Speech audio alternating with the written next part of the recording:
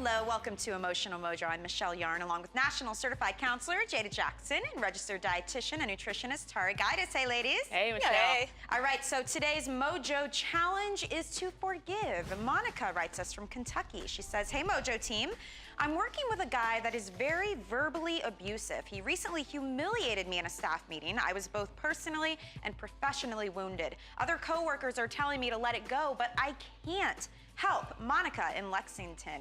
Should Monica let it go? Sometimes you can't let it go, and the reality is here, if she's with him 24/7 because she works with him, she's gonna either have to learn how to deal with it, address it, or quote, let it go. But here are a few tips for her, Michelle. Number one, she has to evaluate if the relationship is worth salvaging. And then Monica's gonna want to identify the pros and cons of letting the relationship go.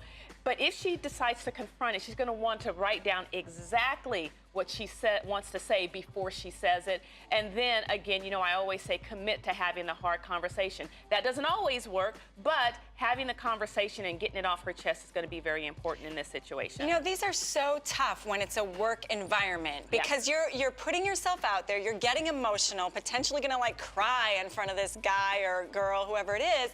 And you know, it's just, you become so vulnerable when it's a work situation, but it's just as important because like you said, you're with these people more than your family sometimes.